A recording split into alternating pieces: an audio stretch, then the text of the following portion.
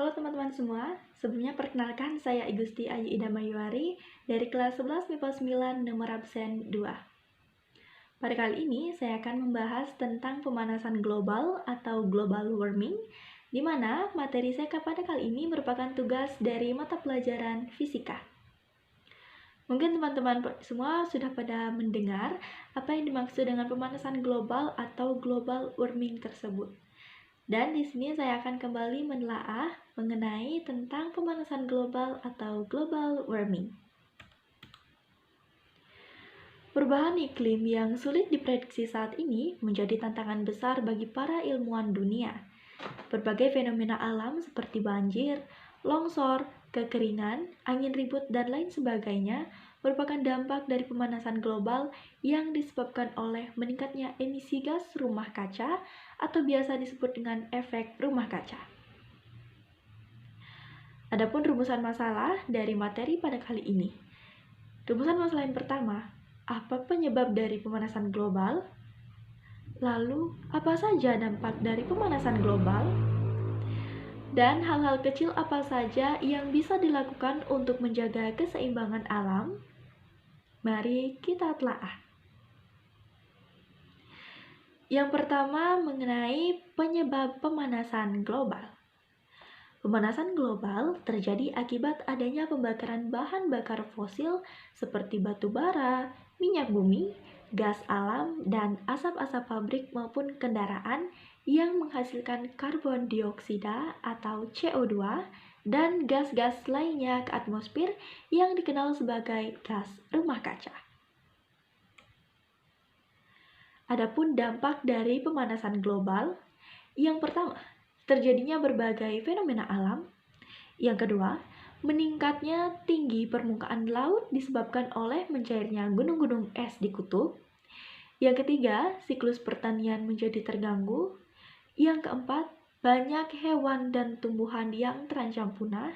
Dan yang kelima, munculnya berbagai wabah penyakit yang menyerang manusia. Adapun peran dunia dalam menghadapi isu pemanasan global. Isu pemanasan global ini telah diantisipasi melalui gagasan dan program menurunkan emisi secara internasional yang telah dilakukan sejak tahun 1979. Program yang dimaksud yaitu United Nations Framework Convention on Climate Change atau UNFCCC atau disebut juga sebagai Konvensi Kerangka Kerja PBB tentang Perubahan Iklim atau lazim disebut Konvensi Perubahan Iklim. Dan hal-hal kecil yang bisa kita lakukan untuk mengurangi pemanasan global. Yang pertama, menghemat penggunaan air dan listrik.